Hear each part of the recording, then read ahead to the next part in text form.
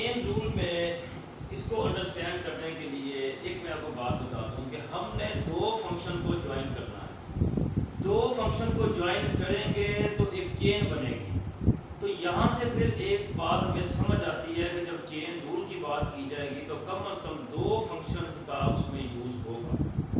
अब दो फंक्शन का जब यूज होगा तो इसका मतलब ये हुआ कि हमने पेज नंबर 11 के ऊपर पढ़ा था कि कंपोजिशन ऑफ फंक्शंस। अब कंपोजिशन ऑफ फंक्शंस पे जरा गौर करें कि the composition f of g of function f and g। इसका मतलब हमने दो फंक्शन लिए हैं, एक फंक्शन हम लेते हैं f और दूसरा फंक्शन हम लेते हैं g। जब इन दोनों फंक्शंस को मिलाएंगे तो फिर ये हमारे पास बनेगी कंपोजिशन ऑफ फंक्शंस।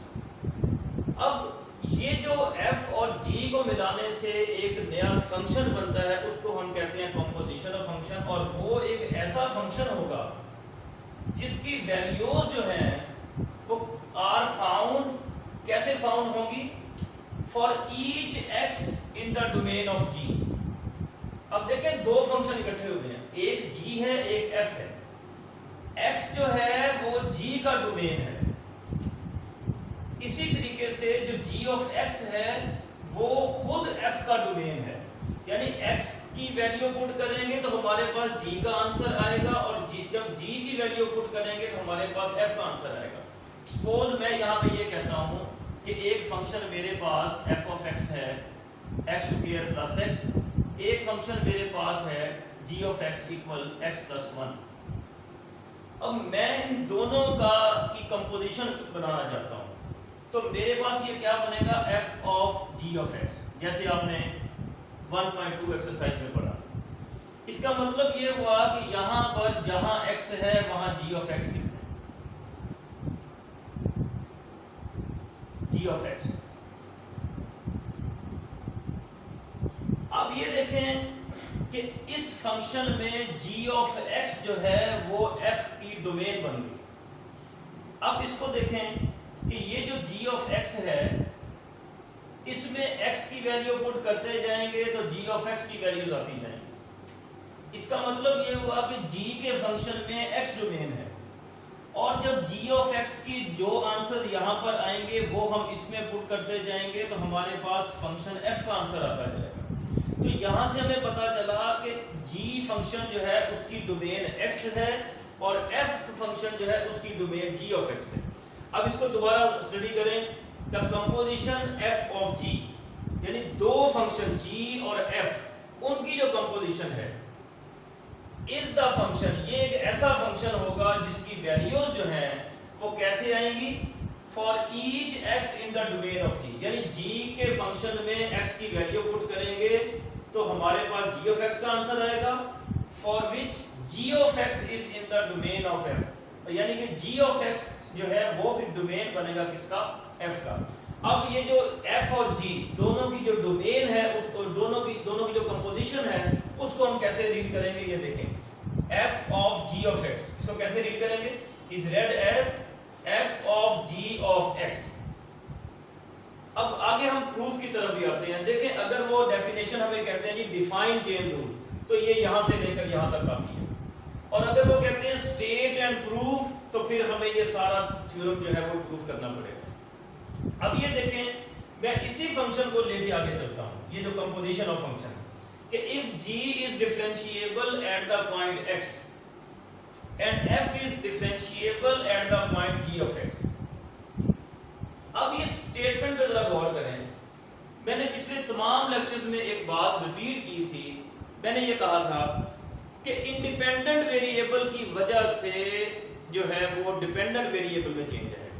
यानी जब भी हमने y का डेरिवेटिव लेना है तो वो हमने x के बिहाफ पर लेना है। जब भी डेरिवेटिव लेना है इंडिपेंडेंट वेरिएबल की वजह से लेना है। तो इसका मतलब ये हुआ कि जो g ऑफ x का फंक्शन है, इस पे देखें ये जो g ऑफ x का फंक्शन है इसमें इंडिपेंडेंट वेरिएबल x है, तो g ऑफ x का जो डेरिवेटिव आएगा वो x के बिहाफ पर आएगा। और इसमें इस फंक्शन में f ऑफ gx में जो इंडिपेंडेंट वैल्यू है वो g ऑफ x है, तो f का जो डेरिवेटिव है वो फिर g ऑफ x के बिहाफ पर आएगा। तो अब इस पे गौर करें, इसलिए इसलिए यहां लिखा होगा कि if g is differentiable at the point x, यानी जो डोमेन होती है उसके बिहाफ पर डेरिवेटिव लिया जाता है। If g is differentiable at the point x, तो फिर लाजमी बात है जो फंक्शन f है वो किस पर डिफरेंशिएबल होगा, वो g ऑफ x पर होगा। अब ये जो इनका कंपोजिशन फंक्शन बनता है ये सारे का सारा डिफरेंशिएबल होगा किसके ऊपर, x के ऊपर। दोनों फंक्शन का जो मेन इंडिपेंडेंट है वो x है, x इंडिपेंडेंट है, x डोमेन है g ऑफ x का और g ऑफ x डोमेन है f का। तो इसलिए इन दोनों फंक्शन का जो इंडिपेंडेंट वेरिएबल है वो x होगा, तो हम जो डेरिवेटिव लेंगे वो भी x के बिहाफ पर लेंगे। तो इसलिए अब ये देखें ये जो फंक्शन है हमारे पास f of g prime x, इसका जो डेरिवेटिव बनता है वो क्या बनेगा, पहले फंक्शन f का डेरिवेटिव लेंगे, उसके बाद जो उसका डोमेन है उसका डेरिवेटिव लेना लेंगे, बिल्कुल एज इट इज। जैसे ये देखें इस तरफ आए, मैंने आपको ये कहा था कि अगर मुझे डेरिवेटिव यहां पर लेना है x की पावर 3, तो मैंने ये कहा था कि बेस को चेक करें, बेस वेरिएबल होनी चाहिए और ये जो बेस है ये इसके इक्वल होना चाहिए। अगर ये बेस इसके इक्वल है तो हम इसका डायरेक्ट डेरिवेटिव इस तरह लिखेंगे, और अगर ये इसकी जो बेस है वो x के इक्वल नहीं है, अब ये देखें इसकी बेस 2x प्लस 1 है, तो इसका भी डेरिवेटिव कैसे बनेगा, पावर से मल्टीप्लाई किया और पावर में से एक कम किया, और ये जो बेस है इसका डेरिवेटिव हमने अलग लेना है। इसी तरीके से अब ये जो फंक्शन हमारे पास है f ऑफ g, तो फंक्शन f का डेरिवेटिव हम लेंगे और उसके बाद जो उसकी डोमेन है उसका डेरिवेटिव अलग आएगा। अब इसका जब प्रूफ करेंगे तो ये बात और क्लियर हो जाएगी। अब ये देखें कि मैंने फर्ज किया कि हमारे पास ये फंक्शन है जी f of g of x का, यही फंक्शन जो हमने यहाँ लिखा है, मैंने दोनों तरफ डेरिवेटिव अप्लाई किया। अब हम चेन रूल का जो फार्मूला है एक्चुअली वो बनाने के लिए जा रहे हैं।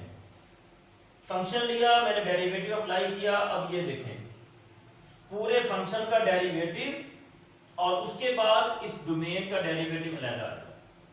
चले इस इक्वेशन को मैं इक्वेशन नंबर 1 कहता हूं। अब देखें यहां पर हमारे पास दो फंक्शन इकट्ठे हुए पड़े हैं, एक g ऑफ x और एक फंक्शन f।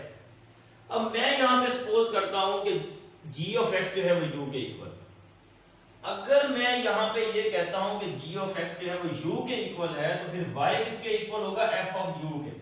ये देखें इसको मैं नंबर 2 कहता हूं, इसको मैं नंबर 3 कहता हूं। अब जैसा कि पिछले लेक्चर में मैंने कहा कि हमेशा डेरिवेटिव लेना है इंडिपेंडेंट वेरिएबल के बिहाफ पर, तो इस पे गौर करें कि इंडिपेंडेंट वेरिएबल x है, तो लिहाजा इसका दोनों तरफ जब हम डेरिवेटिव लेंगे तो हम लिखेंगे d ओवर dx, तो इसका क्या बनेगा g प्राइम x। यहां पर इंडिपेंडेंट वेरिएबल u है, तो इन दोनों का जो डेरिवेटिव है वो हम u के बिहाफ पर लेंगे, हम लिखेंगे d ओवर du, तो इसका क्या बनेगा f प्राइम u। अब ये देखें कि मेरे पास इन तमाम चीजों को यूज करते हुए मैंने यहां लिखा है कि जो फर्स्ट इक्वेशन ये वाली है, इसको अब मैं यहां लिख सकता हूं।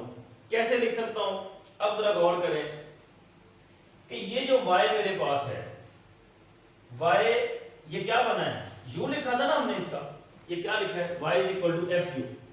अब ये देखें कि मैं ये कहता हूं कि इसका डेरिवेटिव क्या होगा इस fu का। ये देखें पहले फंक्शन एज इट इज उसका डेरिवेटिव लिया हमने फंक्शन का, और फिर इसकी जो बेस है डोमेन जो है उसका डेरिवेटिव लगा दिया। अब ये जो f प्राइम u है ये किसके इक्वल है, ये देखें f प्राइम u किसके इक्वल है, dy बाय du के, मैंने इसकी जगह लिख दिया dy बाय du। तो अब ये देखें ये हमारे पास एक चेन रूल का फार्मूला बन गया। चेन कैसे बनी, जरा गौर करें कि y डिपेंडेंट वेरिएबल है, x इंडिपेंडेंट वेरिएबल है, हमने y का डेरिवेटिव लेना है x के बिहाफ पर। तो अब इसके लिए चेक करें कि ये इसको मैंने लिखा है dy बाय du, ये वाला u के बिहाफ पर है और आगे जो है वो u का डेरिवेटिव x के बिहाफ पर लेना है। तो इसका मतलब ये हुआ कि ये हमारे पास दो फंक्शन की एक चेन बन गई है, ठीक है। इसको याद रखने के लिए ऐसे हम लिख सकते हैं dy बाय dx, ये देखें dy dx, पहले इसको ऐसे लिखें, dy ऊपर लिखें dx पीछे लिखें। अब जैसे मैंने यहां पे लिया है जी, फर्ज किया कि u g ऑफ x के इक्वल है, आप t लिख देते। अगर ये t लेते तो ये बनता dt, यहां पर भी dt, ये भी एक चेन बन गई। अगर इसको आप v लेते तो यहां लिखते dv, यहां भी dv। उम्मीद करता हूं कि ये चेन रूल आपको क्लियर हो गया होगा। Thank you very much.